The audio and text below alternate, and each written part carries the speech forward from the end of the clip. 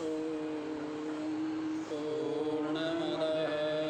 पूर्णमिदं पूर्णात् पूर्णमुदच्यते पूर्णस्य पूर्णमादाय पूर्णमेवावशिष्यते।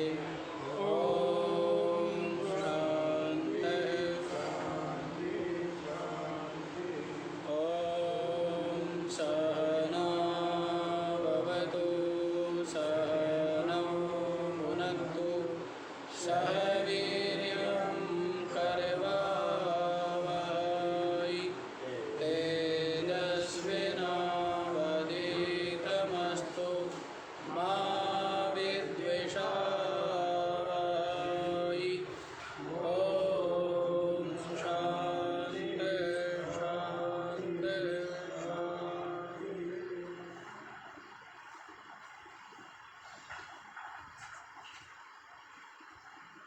हाँ जी, क्या बता रहे हैं? बताया है कि ब्रह्म ही भ्रांति से जीव भाव को प्राप्त हो गया और प्राप्त हो गया है, लेकिन स्वरूप से भिन्न नहीं, क्योंकि भ्रांति से ऐसा भासता है।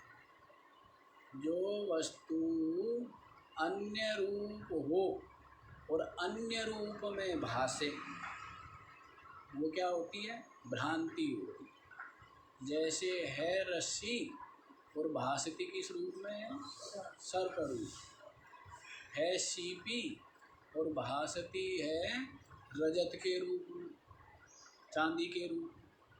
तो ये भ्रांति होती है। इसी प्रकार से परमात्मा भी भ्रांति से जीव रूप में भास रहा। यही जीवत्व में हेतु है। बुद्धि रूपी जो उपाधि है, इसके साथ तादात्म्य संबंध होने से ब्रह्म जीव रूप से भासता है, और उपाधि का विलगाव कर देने से, अपनयन कर देने पर क्या रह जाता है? स्वरूप भूत जो ब्रह्म है वही शेष रह जाता है।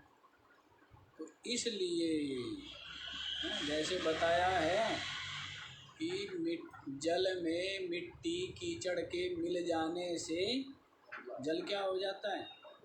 गंदा हो जाता है। और मिट्टी के कीचड़ के बैठ जाने पर जल स्वच्छ ही रह जाता है ना?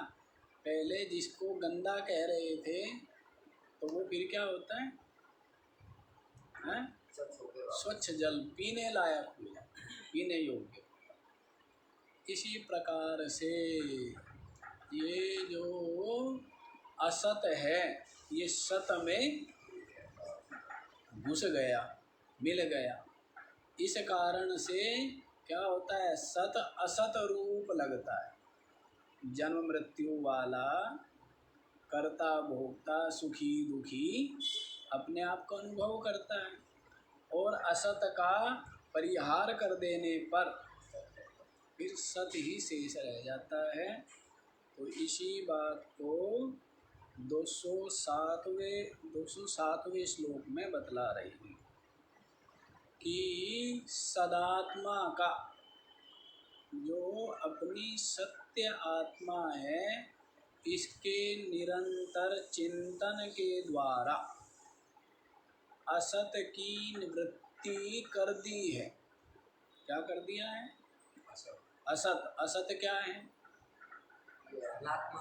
हाँ, अनात्मा। और अनात्मा भी क्या प्रसंग चल रहा है? ये 5 कोश रूप जो उपाधि, अन्नमय, प्राणमय, मनोमय और विज्ञानमय और आनंदमय, ये जो 5 कोश है, इन 5 कोश रूप जो असत है, असत की निवृत्ति हो जाने से क्या होता है? एक तस्य प्रतीचः स्फुटं प्रतीति भवेत्।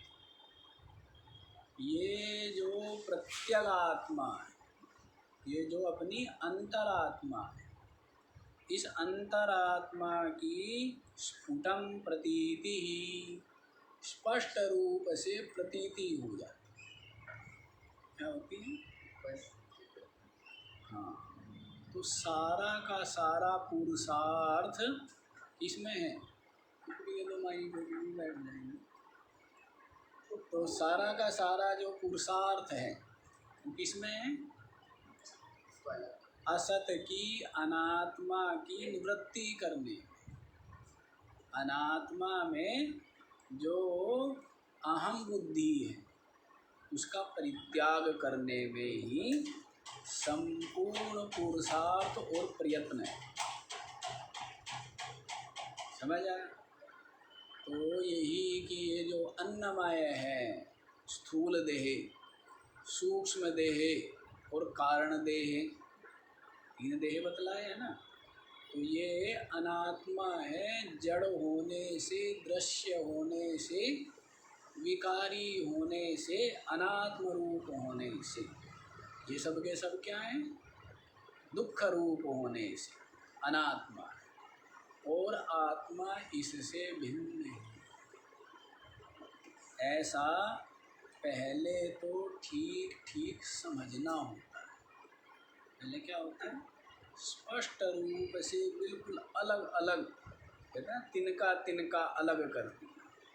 स्पष्ट रूप से पहले तो समझना होता है, फिर ये जो समझ आ गया है इसका पुनः पुनः अभ्यास किया जाता है, जिसको मनन कहते, विचार कहते। और निरंतर विचार करते हुए, चिंतन करते हुए इसका ही निश्चय किया जाता है कि ये सब दृश्य है, अनात्मा है, और मैं साक्षी आत्मा, ये जड़ है, मैं चेतन। ऐसा निश्चय हो गया, और जैसा निश्चय होता है वैसी ही अनुभूति होती है। जैसा निश्चय वैसा ही अनुभव होता है। तो फिर स्पष्ट रूप से जो अपनी अंतरात्मा है उसकी क्या हो जाएगी? स्फुटम प्रतीति भवेत्, स्पष्ट रूप से प्रतीति हो जाए। तो यही साधकों का क्या है? तप है, यही पुरुषार्थ है? इसी साध्य को सिद्ध करने के लिए निरंतर साधन परायण रहते। साधन जैसे सामग्री के बिना क्या है? जैसे मकान भवन बनाने की सामग्री ना हो, है, ईंट पत्थर आदि तो भवन बन पाएगा क्या? तो वैसे ही साधनों के बिना जो साध्य है, साधन है ईंट आदि, और साध्य क्या है? आपका मकान। तो वैसे ही मोक्ष कहिए, परमात्मा कहिए, आत्मा कहिए, तो साध्य है। और साधन क्या है? ये जो विवेक, वैराग्य, सट संपत्ति, मुमुक्षुता आदि साधन है। और ये साधन भी अंतरंग है, बहिरंग साधन और है। यज्ञ, जप, तीर्थ, सेवा, पूजा आदि ये सब क्या है? ये बाह्य साधन। 8 अंतरंग साधन है और बाकी जितने भी साधन है बाह्य साधन।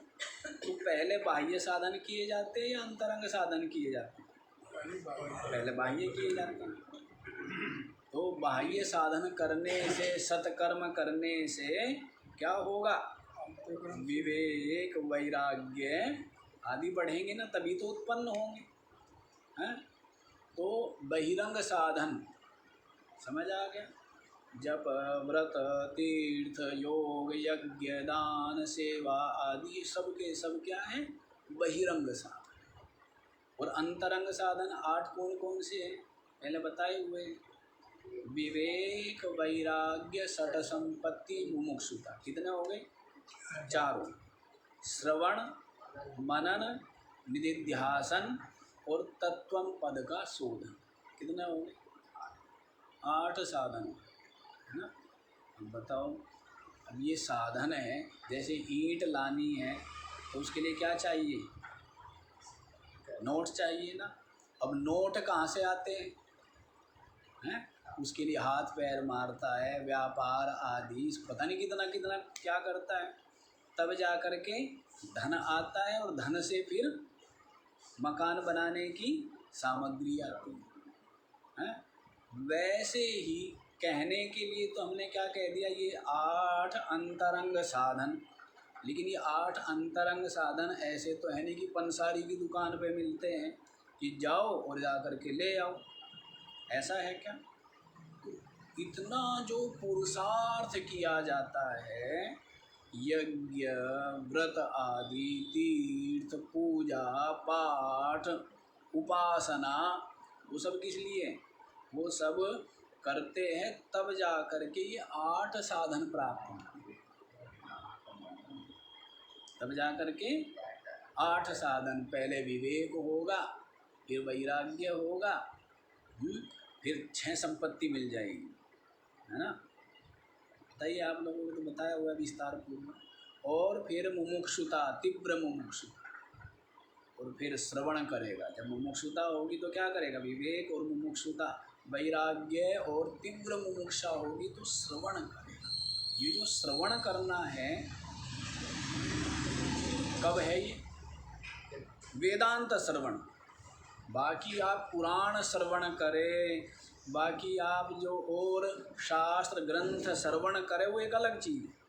लेकिन आत्मा परमात्मा संबंधी, आत्मा ब्रह्म की एकता संबंधी जो वेदांत है, उसका श्रवण का अधिकारी तब बनता है। इतना कुछ कर चुका है, विवेक वैराग्य षट संपत्ति मुमुक्षुता संपन्न, वह सुनने का अधिकारी हुआ है। अभी वो क्या है? सुनने का पात्र हुआ है। और फिर ऐसा अधिकारी जो सुनेगा तो फिर वो क्या करेगा? मनन भी करेगा। मनन होगा ही होगा। वैराग्यवान है ना, मुमुक्षु है ना, तो श्रवण के पश्चात मनन होगा ही होगा। मनन के पश्चात निधिध्यासन होगा, और निधिध्यासन के पश्चात जो अपना साक्षी रूप जाना है, उस साक्षी की ब्रह्म रूपता का बोध, अनुभव, जिसको तत्वम पद का शोधन कहा है, तब जा कर के ब्रह्मानुभूति रूप जो मोक्ष है वो सिद्ध हो। समझ आया? तो ये बतला दी है साधन। साधन प्राप्ति के लिए कितना प्रयत्न साधक को, जिज्ञासु को करना पड़ता है, उसको भी आप लोगों को दृष्टि में रखना चाहिए। अच्छा जी, यहीं पर आइए, क्या बतलाया है? निरंतर सत्य आत्मा के चिंतन के द्वारा क्या किया है? असत की निवृत्ति हो गई। सबका सब जो अनात्म प्रपंच है, जहाँ पर मैं और मेरापन है, मेरा ही नहीं छूटता, मैं तो छूटना इतना सहज है क्या? मेरा ही नहीं छोड़ पाता व्यक्ति, मेरा भी जड़ वस्तुओं में नहीं छोड़ पाता, और मैं पना भी छोड़ना है। मेरा छूटेगा, मेरा मतलब आसक्ति कह दिया है, और मैं मतलब अहंकार कह दिया। अहंकार और आसक्ति। मैं और मेरा तो केवल शरीर में लगता है। शरीर में लगता है? मैं भी हूँ और मेरा भी है, ये शरीर से। हाँ, तो क्या मन में नहीं लगता है? इंद्रियों में नहीं लगता है? हाँ, ये जो 5 कोष बता रहे हैं, सब में मैं मेरा भी रहता है, और गाड़ी में, मकान में, स्त्री पुत्र आदि में, सब में क्या होता है? मैं मेरापन होता है। गाड़ी में चलना हो जाता है, मैं भी बोल देता है, अनेकों बार बोलता है। मेरा तो बोलता है नहीं, मैं की भी अनुभूति होती है। इसी को गीता जी में कहा था, क्या? अनभिस्वंगा। अभिस्वंग, अभिस्वंग जैसे धन नष्ट हो गया तो व्यक्ति क्या कहता है, मैं मारा गया, है ना। मकान टूट गया तो उसमें मतलब पागलों की तरह व्यवहार होता है व्यक्ति का। कभी मैं कहता है, कभी मेरा कहता है। जैसे शरीर को कभी तो क्या कहता है, मैं, और कभी क्या कहता है, मेरा। ऐसे ही हाँ, बुद्धि काम नहीं करती है, तो कभी मैं और कभी मेरा। विचित्र काम है, या तो एक ही बात कर ले तो मैं कह ले या मेरा कह ले। ऐसे ही उलट पुलट करता है शरीर में तो निश्चित मैं और मेरा चलता है। हाँ, इसीलिए तो इसमें आत्मबुद्धि का परित्याग करना सहज नहीं है। पुनः पुनः विचार, पुनः पुनः अभ्यास, तब जा कर के इससे विलगाव हो, पृथकीकरण हो, अलग हो। बहुत यही सूक्ष्म चिंतन विचार, इसके अलावा और कोई विचार आपके हृदय में आदर ना पावे। आपके हृदय में केवल यही विचार आदर योग्य होना चाहिए निरंतर, कि ये शरीर में नहीं हूँ, ये इंद्रिया में नहीं हूँ, ये प्राण मन बुद्धि में नहीं हूँ। इस विचार के अलावा साधक के चित्त में अन्य कोई विचार न स्थान पाता है और न आदर ही पाता है। समझ आ रहा है? तो कितनी अंतर्मुखता और कितनी निरंतरता और कितनी लगन और कितनी गंभीरता चाहिए। मौज मेले वाली बात नहीं है, ये बहुत गंभीरता का विषय। ये क्या होता है, सर्वथा आसक्ति शून्य जिनका चित्त है, ऐसे जो साधक लोग हैं वही सुनने के भी अधिकारी हैं और वही विचार चिंतन करने में समर्थ हो पाते। जो बहिर्मुखी है, संसारासक्त है, संसार के लिए ही जिनके चित्त में आदर बुद्धि, सत्य बुद्धि है, उसका ही विचार चिंतन में जो लगे रहते हैं, ऐसे लोग कैसे अपनी आत्मा का अनुभव कर पाएंगे, कैसे पहुंच पाएंगे, है ना। संभव नहीं है। हम इसी बात को बताते हैं। इधर ही बैठे। हाँ जी, देखो क्या बतला रहे, आगे बताएं। ततः निरासः करणीय एव असदात्मनः साधु अहमादिवस्तुनः। ततः इसलिए जिसको अपनी प्रत्यगात्मा का स्पष्ट रूप से अनुभव करना, अपनी आत्मा का स्पष्ट रूप से अनुभूति जिसको करनी है, ऐसे साधक को क्या करना चाहिए, निरासः करणीय एव, निराश निषेध तिरस्कार करना ही चाहिए।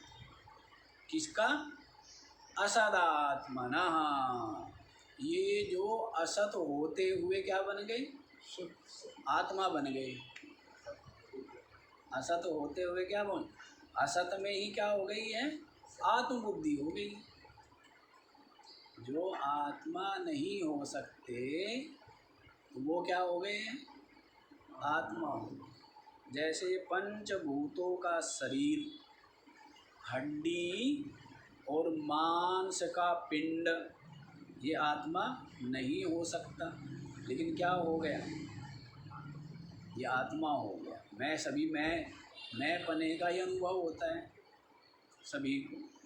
क्या होता है, मैं बुद्धि रहती है ना, पूरी अहमता रहती है, पूरा दृढ़ तादात्म्य रहता है। क्या रहता है, समस्त चींटी से लेके पशु से लेके ब्रह्मा जी पर्यंत जितना भी जीव समुदाय है, सबका सब क्या है इस देह में, वो जीव ही है। जिसका भी इस शरीर में आत्मबुद्धि है वो सबके सब क्या है? ईश्वर की अपने शरीर में आत्मबुद्धि नहीं होती। ईश्वर जानता है शरीर है अपनी जगह, लेकिन ये मैं नहीं हूँ, मैं तो ब्रह्म नहीं हूँ। मुझ में ईश्वरता औपाधिक है, वास्तव में मैं ब्रह्म हूँ। जैसे जीवन मुक्त ज्ञानी यही अनुभव करता है कि ये शरीर आदि है, शरीर भी है, इंद्रिया प्राण अंतःकरण सब है, लेकिन ये मैं आत्मा नहीं, ऐसा वो क्या करता है? अनुभव करता है। तो इसलिए क्या कहते हैं? असदात्मा का क्या करना चाहिए? निराश करना चाहिए।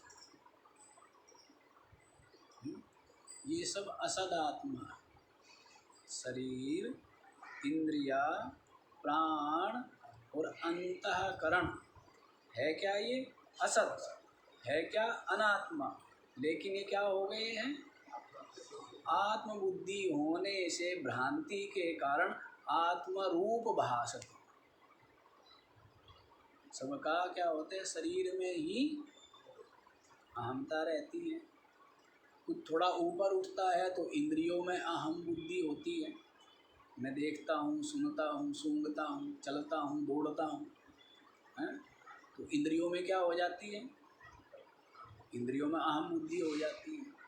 थोड़ा सा और ऊपर उठता है तो प्राणों में आत्मबुद्धि रहती है। मैं भूखा हूँ, मैं प्यासा हूँ, मैं शक्तिशाली हूँ, मैं निर्बल हूँ। तो ये किस में रहती है आत्मबुद्धि? प्राणों में होती है। फिर और ऊपर उठता है तो मन में आत्मबुद्धि होती है, हैं? मैं क्या हूँ? मैं बहुत विचारवान हूँ, हैं? मैं बहुत, मेरी कल्पना शक्ति अद्वितीय है। तो जो है मन के संकल्प, मन किसको कहते हैं? संकल्प विकल्पात्मक जो वृत्ति है उसका नाम क्या है? उसका नाम मन है। तो मन में क्या होती है? मैंपना होता है, आत्मबुद्धि होती है। थोड़ा और ऊपर उठता है तो बुद्धि में क्या रहती है? आत्मबुद्धि रहती है। मैं बुद्धिमान हूँ, मैं क्या हूँ? बहुत निश्चयवान हूँ, मैं ज्ञानवान हूँ, मैं क्रियावान हूँ। इस प्रकार से जो बुद्धि है ये किसके धर्म है? बुद्धि के। लेकिन उसमें क्या होती है? उसमें आत्मबुद्धि होती है। तो ये सबके सब क्या है? असद है। सबके सब क्या है? असत रूप है, कार्य रूप है। तो इनमें आत्मबुद्धि होना, इसको ही कहा, क्या कहा है? असदात्मा। तो असदात्मना फिर आगे थोड़ा सा बता भी दिया, अहमादि वस्तु। अहम आदि मतलब अहम है आदि। अहम माने अहंकार। अहंकार सरदार है ना। सबसे पहले क्या उठता है? रोज आप सो कर के उठते हो तब सबसे पहले कौन उठता है? ये बताओ। मैं उठ करके खड़ा होता है ना, हैं? अहम। और उसके बाद फिर जो है इंद्रियां जग जाती हैं? उसके बाद ये शरीर भी जग जाता है और फिर जो है सब दिखने लग जाता है। तो फिर सब चीज़ें बाद में जगेगी। सबसे पहले कौन जगता है? अहंकार। तो वैसे ही शुरू से यही जगह है। ब्रह्म में अहम आ जाना यही जीवपना है। ब्रह्म में अहम आ जाना यही क्या है? यही जीव। क्योंकि जो छोटा होता है ना, अहंकार किसमें होता है? नहीं, जो पूर्ण होता है, जो व्यापक होता है उसमें अहंकार नहीं होता। अहंकार सदा किसमें होता है? हाँ, जो सीमित व्यक्ति होता है ना, छोटा सा है, जिसने मान लीजिए थोड़ा सा कोठड़ी बना ली तो उसमें क्या मिलेगा? हाँ? और जो बहुत विशाल है ना उसमें नहीं मिलेगा, उसमें अहंकार नहीं मिलेगा। वैसी बात है, जो थोड़ा जानेगा तो उसको जानने का अहंकार ज़्यादा होगा, और जो सब कुछ जान लेगा, जिसने जानने योग्य को जान लिया, फिर अहंकार रहेगा क्या?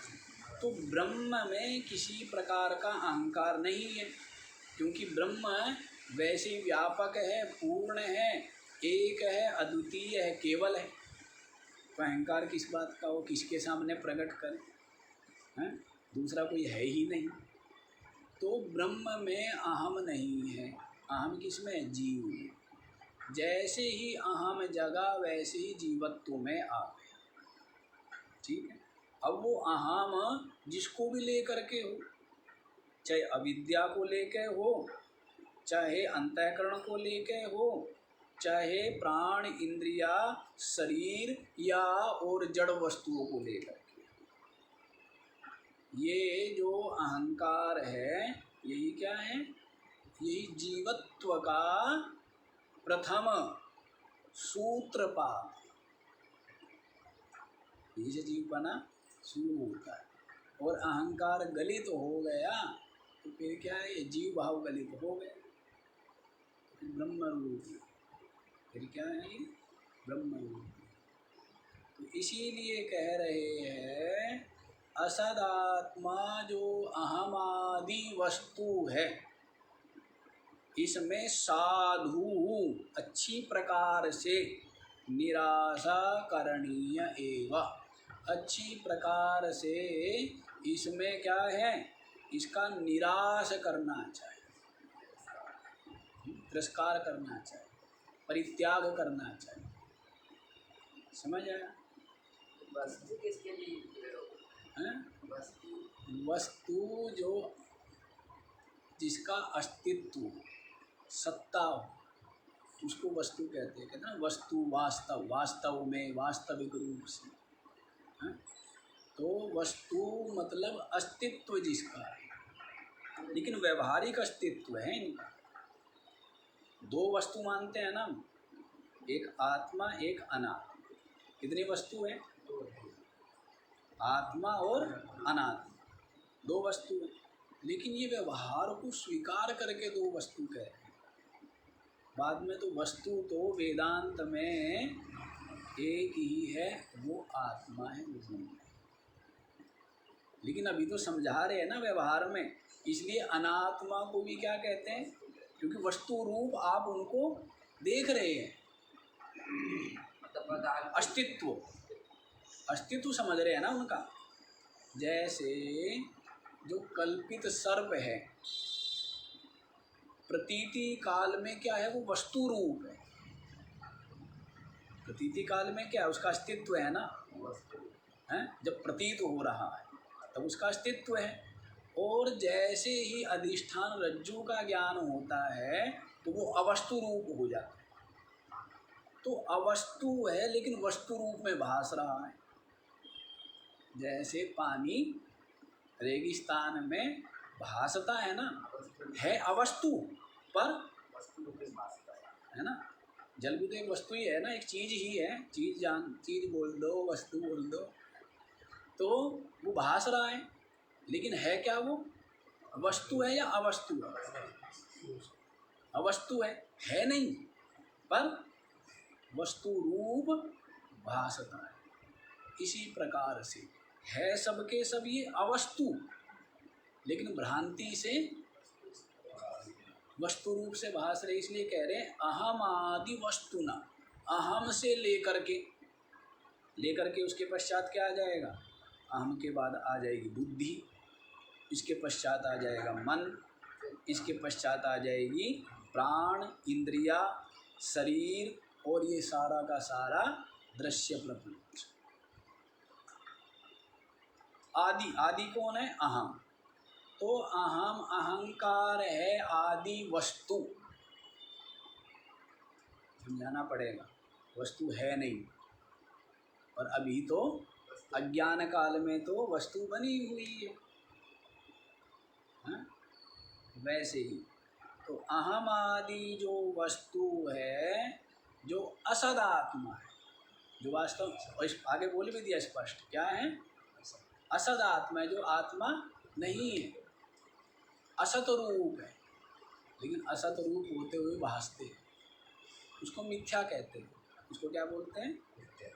मिथ्या कहते हैं। मिथ्या किसको कहते हैं?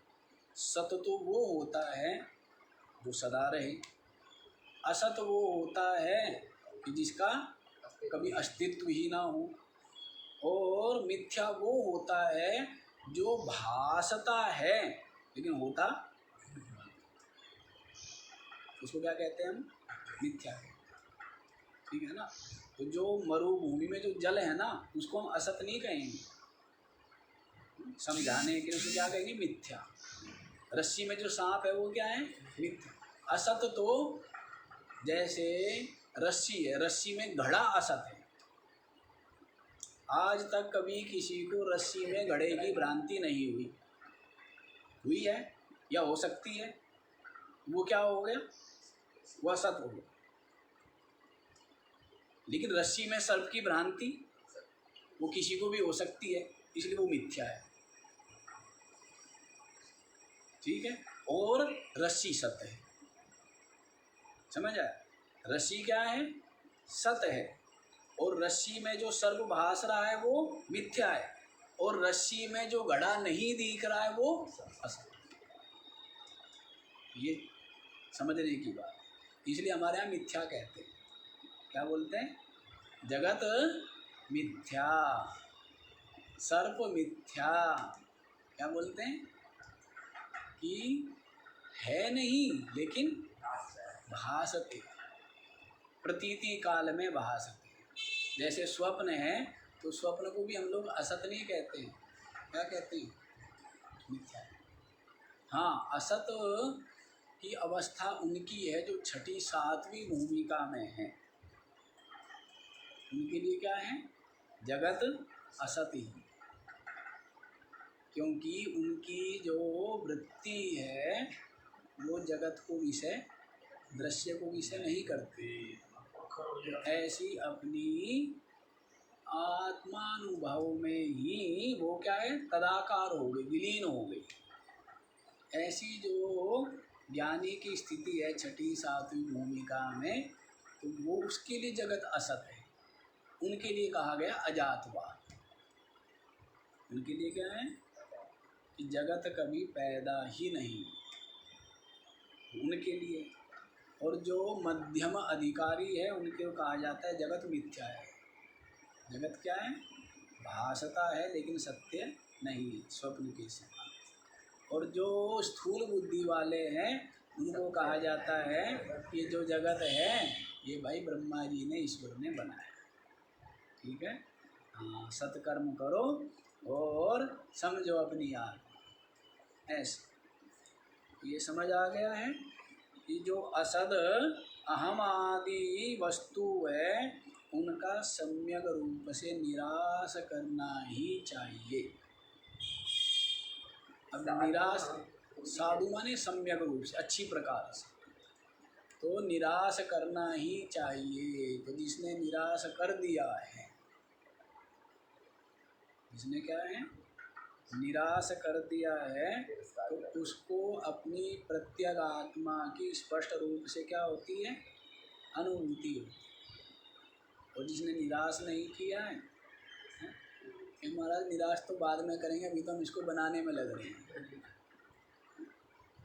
पहले बनाओ और फिर क्या करो? जैसे बच्चे करते हैं ना, बच्चे रेत में हैं, पैर अंदर डाल के और जो गीला गीला रेत है उसको थापेंगे तो घर बन जाएंगे वो, हैं, सर्प के बिल की तरह। तो पहले तो बनाओ और फिर क्या करते हैं?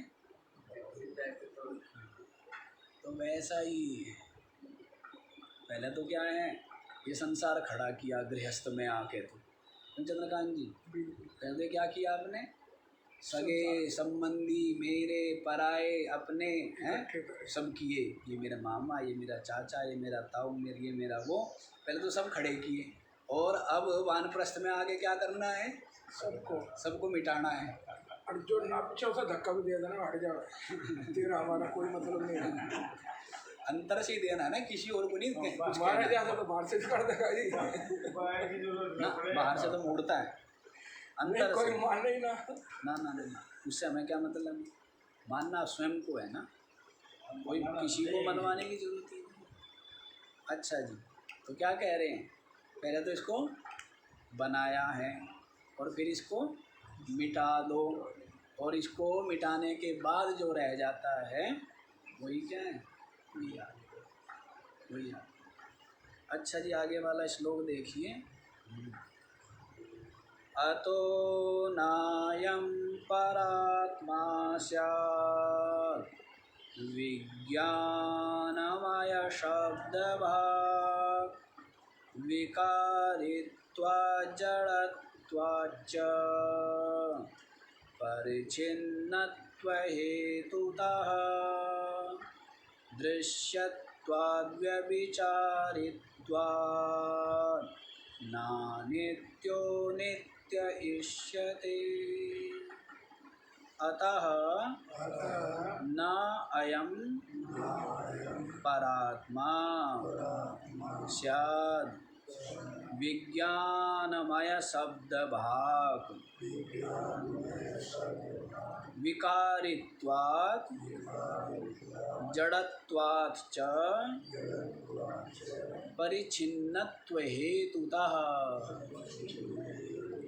दृश्यत्वात् व्यभिचारित्वात् न अनित्यः नित्यः इष्यते।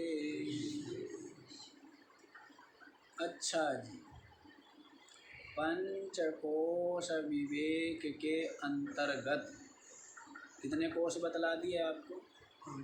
4 बताए। 4 जो कोश है उनका स्वरूप, लक्षण, गुण, धर्म, कर्म का प्रतिपादन कर। 4 कौन कौन से?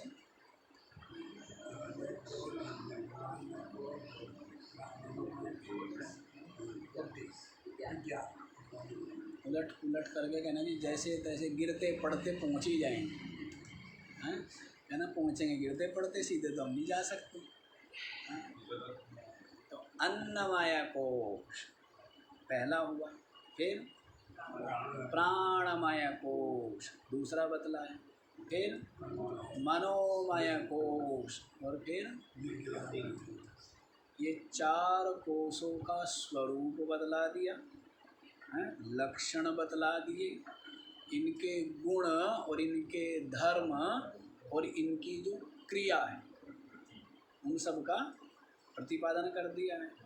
और ये बतला दिया है कि ये आत्मा नहीं हो सकती। अनेकों हेतु देंगे, यहाँ पर भी पहले भी दिया हुआ है क्या, दृश्यत्वात् दृश्य होने से, विकारित्वाद विकार होने से, कार्य होने से, है ना, जड़त्वाद जड़ होने से, हैं, ये सब के सब क्या हैं, दुखात्मकत्वाद दुख रूप होने से, सब के सब क्या हैं, अनात्मा है। और आत्मा इनसे भिन्न साक्षी, इनका साक्षी, इनका प्रकाशक, इनको जानने वाला। स्थूल देह भी दिख रहा है, और ये जो प्राण है ये भी दिख रहे हैं, ये भी दृश्य है, दिख रहे हैं ना। और ये जो मन है ये भी दिख रहा है, मन दौड़ गया, मन शांत है, मन प्रसन्न है, हैं? तो दिख रहा है नहीं दिख रहा है, जान रहा है ना, कौन जान रहा है, मैं जान रहा हूँ। वैसे मेरी बुद्धि ने जो निश्चय किया है, हैं, या मुझ में जो ज्ञान है, अज्ञान है बुद्धि में, इसको कौन जान रहा है, मैं जान रहा हूँ ना कि हाँ बुद्धि में इस विषय को लेकर के अज्ञान है, इस विषय को लेकर के ज्ञान है। ये कौन जानता है, जानने वाला अलग है ना, जो बुद्धि को देख रहा है। तो जो जानने वाला है इन सब का वही साक्षी के, दृष्टा, चेतन, आत्मा, उसी को ही समझना है आत्मरूप से। देखो यहाँ क्या कहते हैं, इतना विज्ञानमय कोश जो उपाधि है इसमें ही अधिक रहता है व्यक्ति, किसमें रहता है? बुद्धि में अधिक रहता है। और बुद्धि से ही क्या है? मन का संचालन, इंद्रियों का संचालन, शरीर का संचालन किससे हो रहा है? तो बुद्धि में ही क्या रखता है? मैं बुद्धि रखता है। बुद्धि में क्या रखता है? तादात्म्य में रखता है, अहम बुद्धि होती है, मैं पना होता है। तो इसमें बुद्धि में ही अधिक रहता है। यही जीवत्व है ना, बुद्धि में अधिक रहता है। फिर कभी मन में भी रहता है। आप पता नहीं कई जगह रहते हो ना, रहने के ठिकाने बहुत है आपकी, हैं? कभी शरीर में रहते हो, कहते हो मैं शरीर, कभी जो है प्राणों में रहते हो, मैं प्राण, जो है इसमें रहते हैं। कभी मन में रहता है मैं मन, और कभी बुद्धि में रहता है कि मैं बुद्धि। तो बड़े ठिकाने बहुत हैं ना। हाँ, और सारे ठिकाने जिसने छोड़ दिए वही तो ठिकाने बैठेगा। हैं? सारे ठिकाने छोड़ेगा तब ठीक ठिकाने बैठेगा। अब ठिकाने में क्या होता रहता है? भटकता रहता है, घूमता रहता है, वो कहीं नहीं बैठ पाता है। और ना बैठने से सब जगह से कहते हैं मेरे ठिकाने कितने के 5, और जब ज़रूरत पड़ती है तब ठिकाना एक भी नहीं है। सब जगह से धक्के मिलते हैं। जिसके जितने ज़्यादा ठिकाने होते हैं उसके क्या होते हैं? उसका एक ठिकाना नहीं होता। और जो जिसका एक ही ठिकाना है ना, उसके क्या रहते हैं? हाँ, एक ही ठिकाने पड़ा रहे हैं। कहते ना, द्वार धनी के पड़ा रहे, धक्के धनी के खाए, पड़ा रहे। लेकिन जिसके बहुत ठिकाने होते हैं ना, उसका कोई ठिकाना नहीं होता। ठीक है, जब ज़रूरत पड़ती है तब कोई ठिकाना नहीं, कोई आता है काम। ग्रामीण भाषा में बोलते हैं ना लोग कि कहीं भांजों का मामा, ऐसे करके बोलते क्या? भूखा ही रहता है। हाँ, कहते भूखा ही रहता है। मेरे को बाला माई जानती है। हाँ, जिसके जितने भांजे अधिक होंगे, अरे क्या उनके यहाँ खा लिया होगा इसने तो, हैं? अच्छा, चलो उलट पुलट जैसा भी है, भूखा रह जाएगा। तो वैसी स्थिति है। इसके ज़्यादा ठिकाने हैं ना, तो आपके भी क्या है? वो ठिकाने हैं। कभी आनंद में कोष ठिकाना, कभी विज्ञान में कोष ठिकाना, कभी जो है मनोमय कोष, कभी प्राणमय कोष, कभी अन्नमय कोष। उसके बाद जो है घर है, धन है, पद है, वो ठिकाने हैं। और कोई ठिकाना काम आता है? सब ठिकानों में धक्के लग लग करके हैं, बाहर आके पड़ जाता है। हाँ, पड़ जाता है, देहली पर आकर के पड़ जाता है। ऐसी स्थिति है। तो एक ठिकाने बैठो, अपने घर में बैठो। कहाँ बैठो? अपना घर क्या है? अपनी आत्मा। अपना घर क्या है?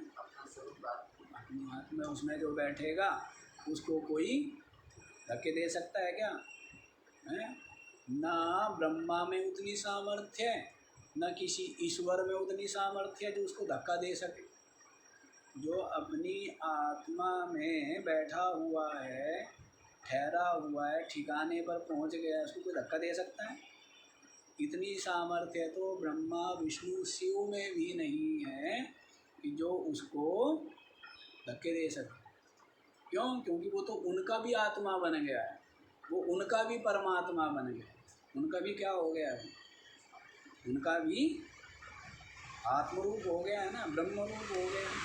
अपने आप को कोई धक्के देता है? दे सकता है? संभव है? सबका आत्मरूप। अच्छा, यहीं पर आओ, समय भाग जाता है। अतो न अयम परात्मा स्याद विज्ञानमय शब्द भाव। विज्ञानमय शब्द के द्वारा जो शब्दित है, कहा जाता है, ऐसा जो विज्ञानमय कोश, क्या बतलाया था? ज्ञानेन्द्रिया सहित बुद्धि वृत्ति, इसी का नाम क्या है? विज्ञानमय। इसका नाम क्या बताया? विज्ञानमय कोश बतलाया। तो ये जो विज्ञानमय शब्द से कहा जाने वाला विज्ञानमय कोश है, ना अयम परात्मा, ये भी परात्मा परमात्मा नहीं हो सकता, ये भी परमात्मा नहीं है, आत्मा नहीं है। अच्छे से समझ लीजिए, विचार कर लीजिए, बुद्धि में रख लीजिए कि ये जो विज्ञानमय कोश है ये भी आत्मा नहीं है, ये भी अलग है, मैं इसका भी साक्षी, इसको भी देखने वाला।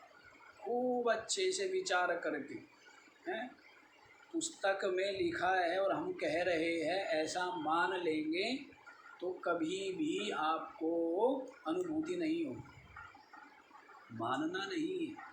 खूब अच्छे से समझिए, खूब अच्छे से विचार कीजिए, खूब अच्छे से क्या है ऊपर नीचे देख करके बुद्धि में रख लीजिए, ये निश्चय करिए। और ये आपको बताया जो आपका निश्चय होता है वही आपकी अनुभूति होती है। तो इसलिए ये भी परात्मा नहीं है। क्यों नहीं है? विकारित्वा। पहला हेतु क्या दिया है? विकारी होने से। क्या बतलाया है? ये विकार है। एक तो विकारी ये मान लीजिए, कभी आपकी जो बुद्धि है तो कभी प्रसन्न है तो कभी अप्रसन्न है, कभी शांत है तो कभी अशांत है। तो निरंतर क्या हो रहा है इसमें? विकार। विकार का अर्थ यहाँ पर कर लीजिए परिवर्तन। क्यों? क्योंकि दो शब्द दिया है, एक तो व्यभिचारित्वाद दिया है और विकारित्वाद दिया है, तो उनका भेद करना पड़ेगा। तो विकारित्वाद का मतलब कार्य रूप भी मान सकते हैं और दूसरा परिवर्तनशील भी मान सकते हैं। और व्यभिचारित्वाद का अर्थ करेंगे कि जो कभी हो और कभी ना हो, जो कभी होता है और कभी नहीं होता है, उसको क्या कहते हैं? व्यभिचारी कहते हैं। तो जैसे आपकी बुद्धि कब कब है? जागृत में तो है, स्वप्न में भी है, लेकिन आपकी बुद्धि सुसुप्ति में आपकी सारी वृत्ति क्या हो जाती है? लीन हो जाती है अविद्या में। तब बुद्धि रहती है क्या? कितना समय हो गया है, कुछ भी ज्ञान होता है, शरीर है, परिवार है, मैं मनुष्य हूँ, ये तक का ज्ञान नहीं होता है। मनुष्य हूँ या पशु हूँ, सोए हुए व्यक्ति को ये तक नहीं पता होता। पता होता है पुरुष हूँ, स्त्री हूँ, बूढ़ा हूँ, जवान हूँ, बीमार हूँ, स्वस्थ हूँ, धनी हूँ, निर्धन हूँ, कुछ भी पता रहता है क्या? क्योंकि पता रखने का काम किसका है? बुद्धि का। ये सब कहाँ फीड है?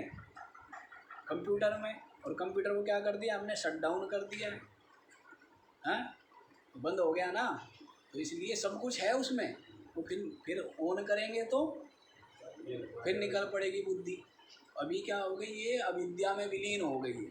सारा डेटा ही बोलते हैं ना, किसके पास है? बुद्धि के पास। सबका डेटा लिया हुआ है, सब कलेक्ट किया हुआ है इसने, हैं? और फिर सबको दे देती है सबका। बुद्धि जो है मन को मन का दे देती है, इंद्रियों को इंद्रियों का दे देती है, शरीर को शरीर का दे देती है, वस्तुओं को वस्तुओं का दे देती है। सबका अस्तित्व किससे है? बुद्धि से ही है ना, है? अन्यथा होते हुए भी वस्तु जिनका ज्ञान नहीं है, होते हुए भी नहीं है, वो सामने रखी है लेकिन ज्ञान नहीं है, हैं? तो कि भाई पानी रखा है सामने लेकिन ज्ञान नहीं है, तो होते हुए भी वो पानी आप प्यासे मर रहे हो, ज्ञान नहीं है ना। तो होते हुए भी उसका अस्तित्व तब तक नहीं है जब तक आपकी बुद्धि उसको विषय नहीं कर दे। जैसे बेहोश व्यक्ति है तो उसको गर्मी थोड़ा लगेगी, जो कोमा में व्यक्ति है उसको गर्मी सर्दी लगेगी क्या? क्यों? क्योंकि वो तो बुद्धि करती है ना, कि बुद्धि ही विषय कर रही है, गर्मी हो रही है या सर्दी हो रही है, कौन विषय कर रहा है? दर्द है, ये सब कुछ है, ये कहाँ कौन विषय कर रहा है?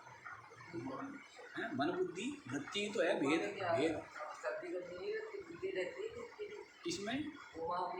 वो तो माई हम तो आपने बोला इसलिए। हाँ, लेकिन कैसे रहेगा? क्योंकि मन बुद्धि तो विषय करती है ना।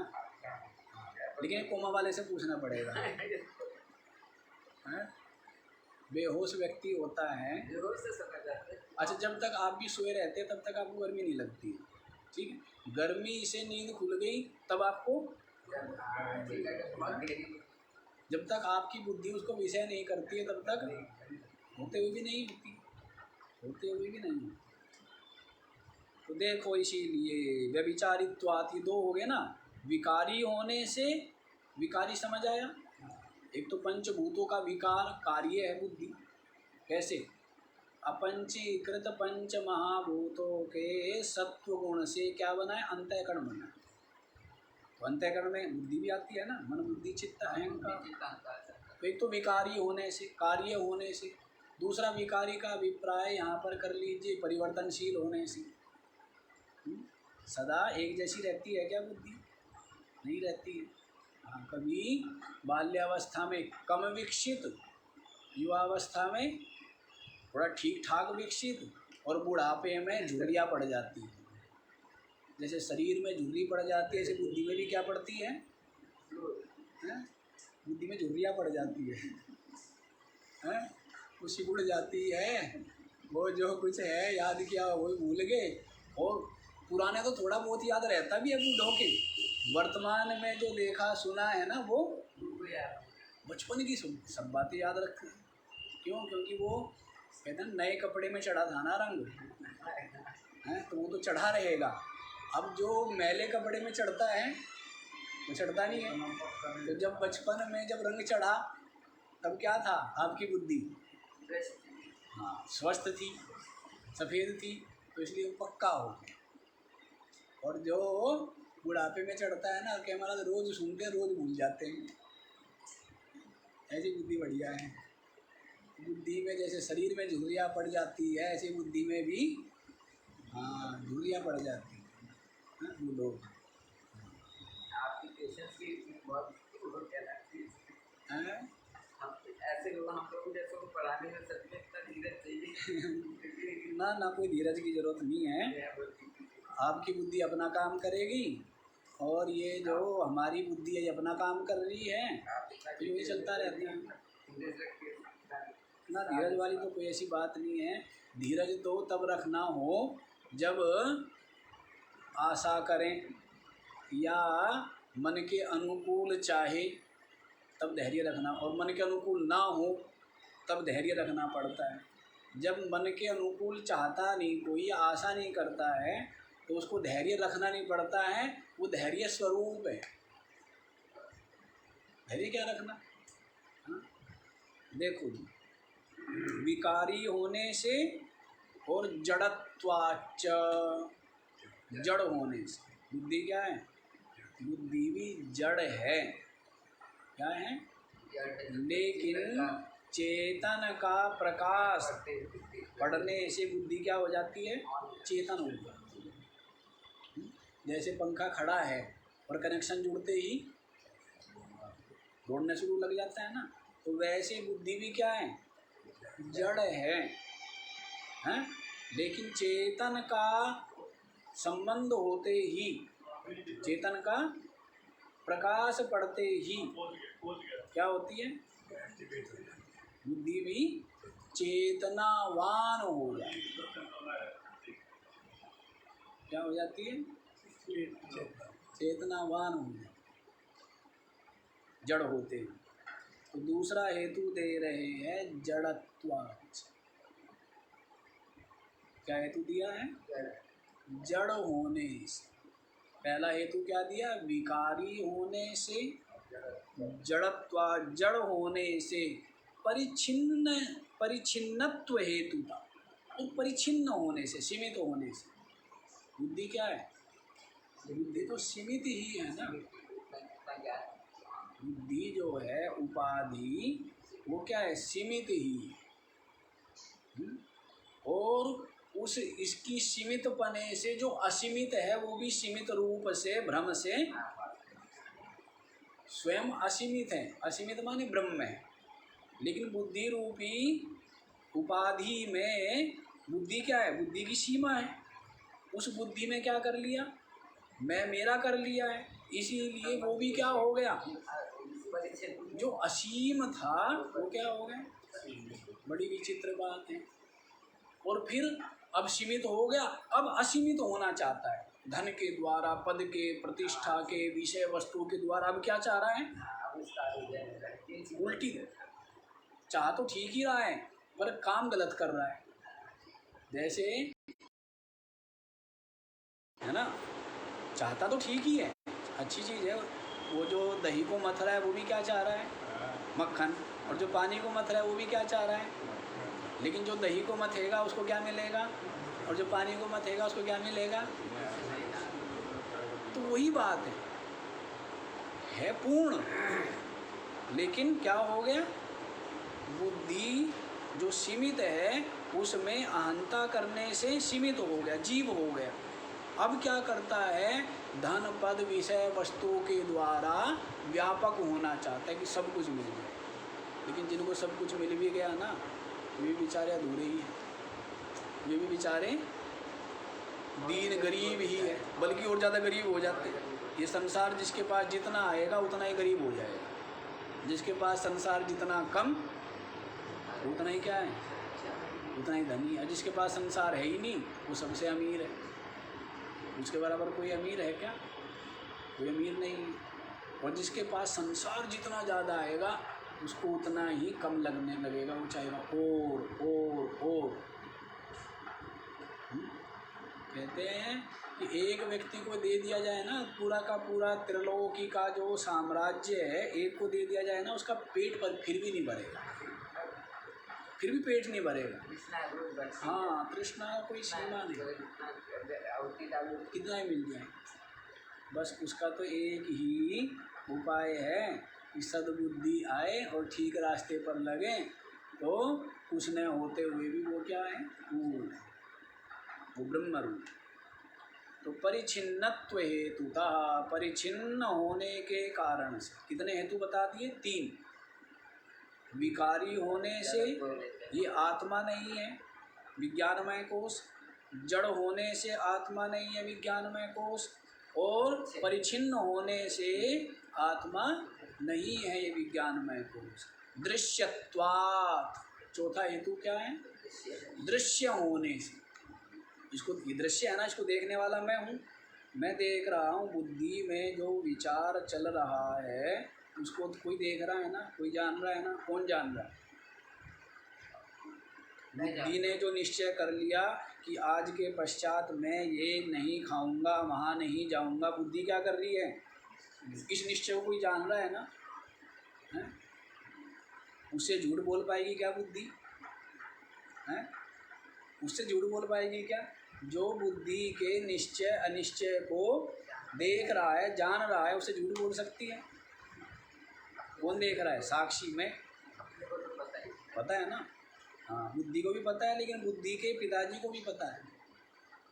बुद्धि का जो जनक है वो कौन है, साक्षी, वो देख रहा है ना। इसमें क्या है, बुद्धि ने जो निश्चय किया है या जो अनिश्चय है, जो ज्ञान है अज्ञान है, सद्गुण है दुर्गुण है, उन सबको देखने वाला साक्षी अलग जान रहा है। तो दृश्यत्वात्, ये क्या हो गया, बुद्धि दृश्य होने से। और 5वां हेतु दिया है व्यभिचारित्वात्, व्यभिचारी होने से। सुषुप्ति में आपकी बुद्धि नहीं होती, समाधि में नहीं होती, मूर्छा कोमा आदि अवस्था में नहीं होती है। ये बुद्धि इतनी शक्तिशाली है, सब कुछ इसने ही बनाया है, सबको यही जानती है, सारे मन इंद्रिया शरीर की प्रवृत्ति का हेतु है। लेकिन ये बुद्धि व्यभिचारी है, कभी रहती है कभी नहीं रहती। इस कारण से कितने हेतु दे दिए, 5 हेतु। लोग एक कारण नहीं बता पाते, यहाँ कितने कारण बता दिए, 5 कारण बता दिए कि ये जो विज्ञानमय कोश है ये आत्मा नहीं हो सकता।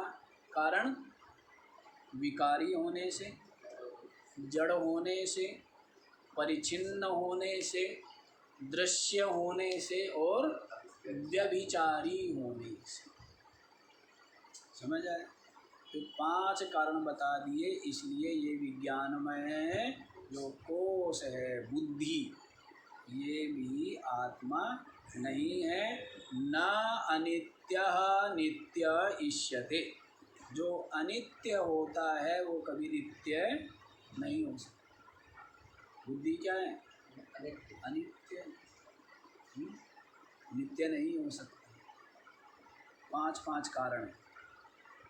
एक कारण भी हमारे जीवन में तो व्यभिचारी का अर्थ सही रहता है, जो रोज व्यभिचारी वो तो मतलब उसमें रूढ़ हो गया ना भाई। जैसे जो अनाचार है, दुराचार, व्यभिचार आदि, वो तो उनमें रूढ़ कर दिया है। लेकिन व्यभिचार का मतलब तो यही होता है ना। एक तो एक निष्ठ जो है, गीता जी बताया ना, 2 प्रकार की बुद्धि बतलाई है, व्यभिचारी बुद्धि, अव्यभिचारी बुद्धि। अव्यभिचारी बुद्धि जिसको कहा है अव्यवसायत्मिका बुद्धि, और अव्यवसायत्मिका बुद्धि 2 प्रकार की बुद्धि है। निश्चयात्मिका, तो जो निश्चयात्मिका बुद्धि होती है वो तो होती है अव्यभिचार, और जो अनिश्चय रूप होती है बुद्धि वो होती है व्यभिचार, कभी होना कभी न होना। तो ये तो व्यभिचारी होने से 5 कारण बतला, एक कारण बतला देते तो भी पर्याप्त है। यदि एक बता देते तो भी क्या था, लेकिन कितने बता दिए? 5 कारण बता दिए हैं कि ये विज्ञान में दर्शन यही तो होता है। दर्शन का स्वाध्याय यही तो होता है, और इनके द्वारा तभी तो सत्य का दर्शन होगा। दर्शन है ना ये। तो दर्शनों में क्या होती है? प्रमाण प्रमेय का पूरा तात्विक अर्थ विवेचन होता है दर्शन। साध्य साधन का, प्रमाण प्रमेय का बहुत इतना सूक्ष्म विचार किया जाता है। ये तो हम आप लोगों को तो बहुत स्थूल बतला रहे हैं, बहुत स्थूल, क्योंकि आपकी बुद्धि भी स्थूल तो स्थूल ही समझ सकती है। अन्यथा ऐसे ऐसे ग्रंथ है कि खंडन खंडन खाद्य, चित्त सुखी, वृत्ति प्रभाकर आदि ऐसे ऐसे ग्रंथ है कि इतना सूक्ष्म विचार आप भाग जाओगे। इतना सूक्ष्म विचार होता है कि व्यक्ति भाग जाए, कहे दिमाग महाराज बिल्कुल काम नहीं। न्याय ऐसा है, व्याकरण ऐसी है, बहुत जटिल विषय है। पुरानी जो पठन पाठन पद्धति थी ना, वो बहुत क्लिष्ट है, बहुत कठिन है। अब कालिदास के श्लोक ही है, अच्छे अच्छे लोग तो उनको उच्चारण ही ना कर पाए। अब भागवत में पूरे कई बार तो पूरे एक एक पेज का एक ही शब्द है, वाक्य नहीं, पूरा एक पेज पर एक शब्द आता है मतलब। और यदि उसमें अक्षर देखें तो उसमें अक्षर होंगे कम से कम हजारों, और हजारों अक्षरों से मिलके क्या बना है? समास कर करके समास हो करके एक शब्द, और एक वाक्य कई पेजों पे जा करके पूरा होता है। तो उनको तो पढ़ना ही बहुत कठिन बात होती है।